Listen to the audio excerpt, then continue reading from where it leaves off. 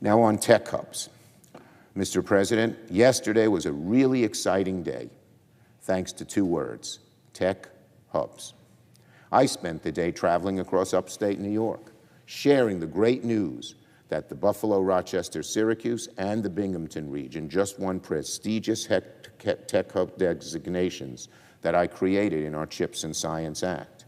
This announcement means one thing: more good-paying, long-lasting jobs are coming to upstate New York, an area that's seen so many companies leave over the last 3-4 decades. Yesterday's Tech Hub celebration was something I've been working hard towards for a very long time.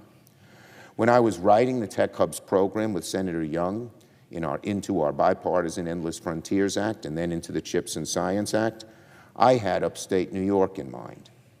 And now, thanks to this new designation, communities and cities across upstate are facing an awakening.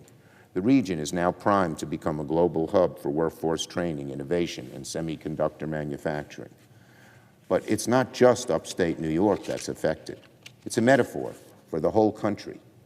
There are 2 tech hubs in New York and 30 others around the country, from coast to coast in red states and blue states.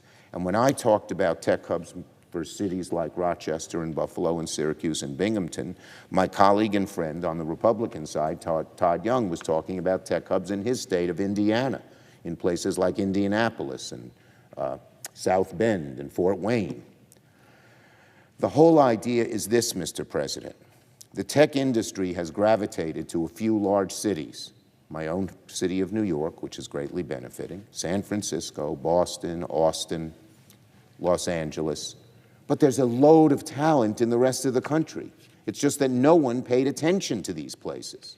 That's the idea of tech hubs. There were 400 applications for tech hubs across the country. And the Department of Commerce, and I salute Secretary Raimondo, was very careful in picking the places where it could actually work. And that's why there are 30. So this is a great thing.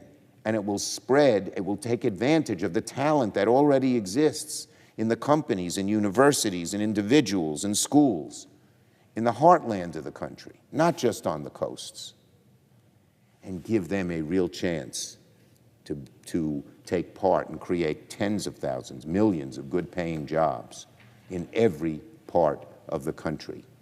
So I was really proud of the Tech Hubs proposal, and it's going to continue. We're going to put more funding into it. We're going to do everything we can to help tech hubs grow and help America grow and stay #1 in the world. Because when we invest in high-end in science and high-end manufacturing and research, everybody benefits. So this is good news. In red states, in blue states, Secretary Raimondo didn't look around and just say, oh, we can only do blue states, like Donald Trump might have done. She's put them in all the places that there can be new help. So let's look at the contrast here, folks.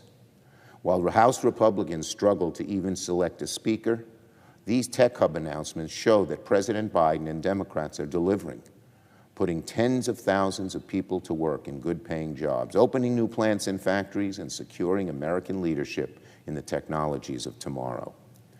Not in a very long time has the contrast between the parties been as glaring as today. When Democrats lead the way, Americans see more jobs, more manufacturing, lower costs.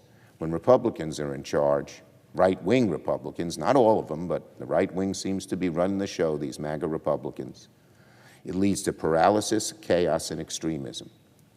No matter how the GOP impasse in the House is resolved, we will not change our focus as Democrats. We will create more jobs, work to lower costs, and do it on a bipartisan basis wherever we can. I yield the floor and note the absence of a quorum.